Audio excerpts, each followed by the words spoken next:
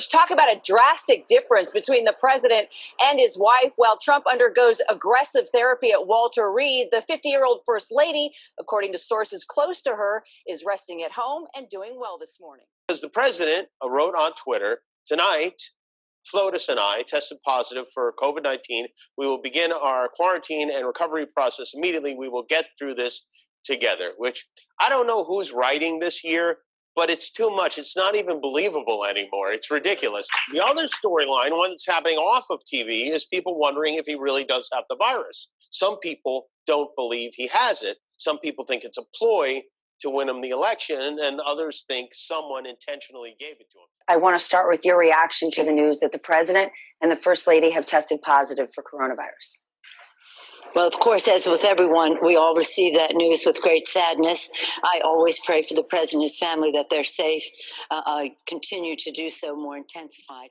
Okay, so let me stop you there, because back to my original question, which was about the publicity stunt of him getting in this vehicle.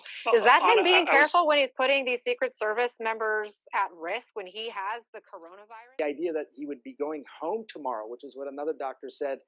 First of all, just the remdesivir alone is a 5-day course that's supposed to be administered in the hospital. Would they really abandon the course halfway through? Or, I don't get it. There's a lot of inconsistencies here, but what I take away deciphering this is that there is a very significant level of concern right now. Okay, those clips from the left tell us a lot. We have comedians questioning whether this is a hoax. We have Nancy Pelosi claiming to pray for the president and his family. And it goes on and on and on. It's really unfair. But the important thing is that President Trump is doing well. We're going to turn off the noise of all of the people on the left, and we're just going to go straight to President Trump, and we're going to let him tell us the story. Now, as you see on President Trump's tweet here on October 1st, he says, "Tonight, Flotus and I tested positive for COVID-19.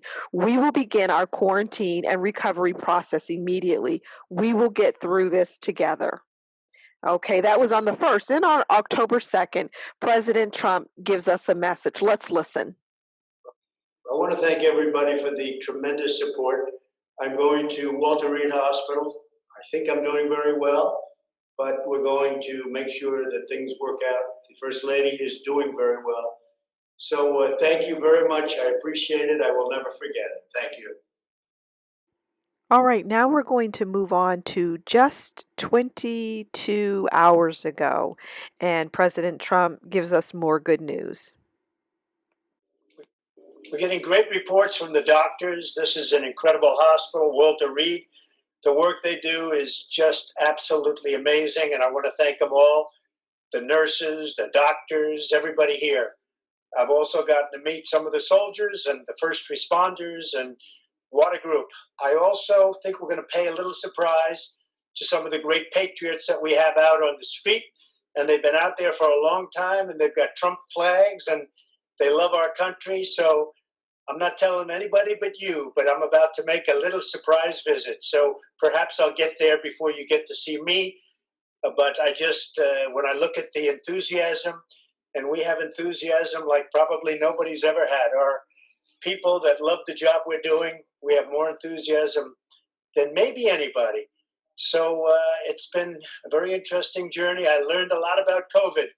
I learned it by really going to school. This is the real school. This isn't the let's read the book school. And I get it, and I understand it. And it's a very interesting thing, and I'm going to be letting you know about it. In the meantime, we love the USA, and we love what's happening. Thank you. Through all of this, President Trump looks and sounds strong. I mean, look at everything he's gone through. An impeachment, Russia. They have not gotten off of that. And now he's contracted and is dealing with the coronavirus, and he is still standing strong. That is a testament to who this president truly is. He's a fighter, and he's a winner, and he's going to win at the polls again in 2020. You just get out and vote. All right, next we have a couple of news articles on world leaders who have contracted COVID-19 and come out the other end just fine. So, Boris Johnson, he saw a remarkable increase in his personal approval rating during his illness because he contracted COVID-19. YouGov polling just after he left the hospital saw his net approval as prime minister go from 4% to 40%, as the British public sympathized with his plight. That's pretty remarkable. And President Trump, his rating is going to go even higher. But again, we must go out and vote. President Trump has done all the heavy lifting. We just have to take him over the finish line. All right, the second news article comes from the Washington Post, and it points out that we have yet another world leader who was elected during the coronavirus. So this is businessman Luis Rodolfo Abinader, who's 53, and he was diagnosed in June and had recovered by early July when he won his country's presidential election. We're talking about the Dominican Republic. So he was 53, diagnosed in June, and he recovered by early July. And he won with 53% of the vote. So there you have it.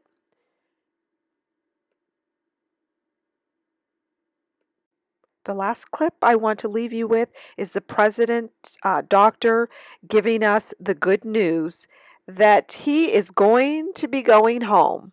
So that's wonderful, and let's take a listen.